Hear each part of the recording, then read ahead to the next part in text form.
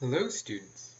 So, um, some notes about forming the matrix. So one thing you might notice is that if you look at the first row here, I have A11, A21, and so on. And that's actually the first column here, A11, A21, all the way up to AM1.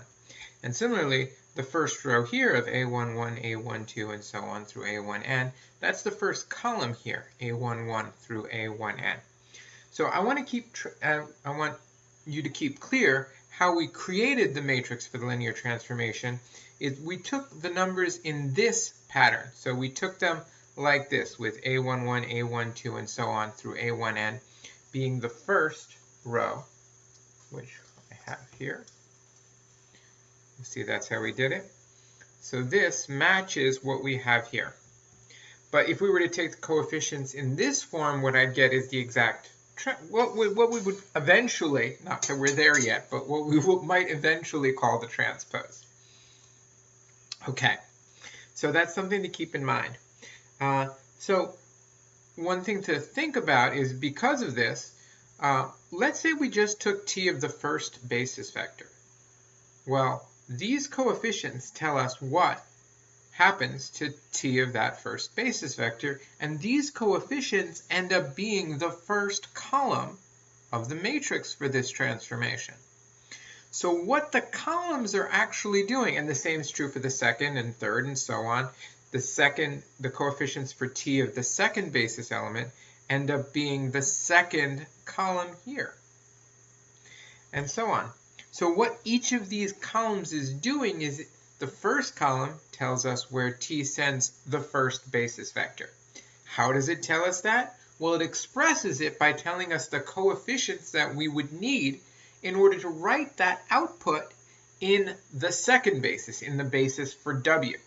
So remember, we have a basis for v, we have a basis for w. So the first column here, first column of our matrix 2, is going to tell us where t sends the first basis vector in v. How does it tell us that? It tells us how we would express that output in terms of the second basis, the basis for w. So it tells us what coefficients we would get. Now, there are so many different ways to talk about linear transformations, to introduce linear transformations, that it's hard to even think about where we might begin. But one possible transformation is we could say, let's say we're going from R2 to R2, and my transformation t of xy, its rotation, and let's do, should we do clockwise or counterclockwise? Let's do counterclockwise by 90 degrees. Okay. So how could I get the matrix for this? Well, first of all, I haven't talked about bases, but I'm just going to be using sort of the standard basis for both, and that's going to be b1 equals 1, 0. If it makes you feel happy, we could also think of it like that, but I'm going to stick to thinking of it like that. Okay, so 1, 0, what does this mean? This is the xy coordinates. So I know that b1 is this point here. Now, in order to get a matrix for this transformation, what I'd do is I'd see where it sent this point, and I'd express that in terms of a new basis, but it's the same basis because we're using the same basis for both. We have our basis for v. Here it's equal to the basis for w. Get a little more light there. Okay.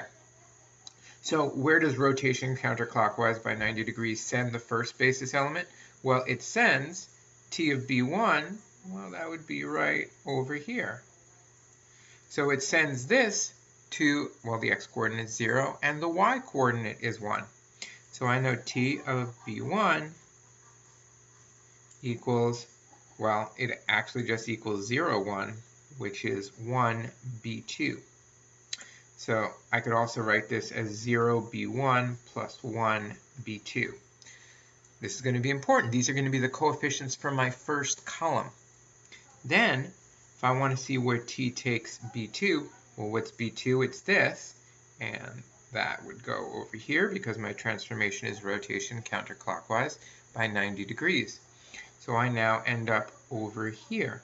And what's that? Well, if I wanted to express that, I would have to say that's minus 1, 0. Or I could write that as minus 1 times 1, 0, which is b1, plus, well, 0, b2. So just to match that, I'll say minus 1, b1, plus 0, b2. And what do these numbers become? Where do they go? Well, this becomes the first column, 0, 1, and this becomes the second column, minus 1, 0. Now, all we have done so far is define a matrix based on a linear transformation and a pair of bases. Okay, that's all we've done. You have a lot of machinery, if you're watching this, probably do, built into your head for doing things to the matrix. Like you probably immediately want to test by like, let's see what happens if I multiply this times this point, and I write this in the basis. Let's toss some column vectors, maybe even find the eigenvectors and eigenvalues. Okay, wait a second. We don't have matrix multiplication yet. All we have is a matrix associated, and it's good for now just to think about it like that. What is this matrix doing? It's telling us where each of the basis vectors go. So this is our very definition of matrix. This is what we're going to be working with. So this tells me, hey, b1 goes to 0, b1 plus 1, b2. And now this column's telling me b2 goes to minus 1, b1 plus 0, b2. So that's what this matrix is. It's a means of telling us everything that we could possibly need to know about our transformation, because if you know what the transformation does to basis vectors, then you know what it does to everything, because it's a linear transformation. So that's our first example and some things to keep in mind about matrices.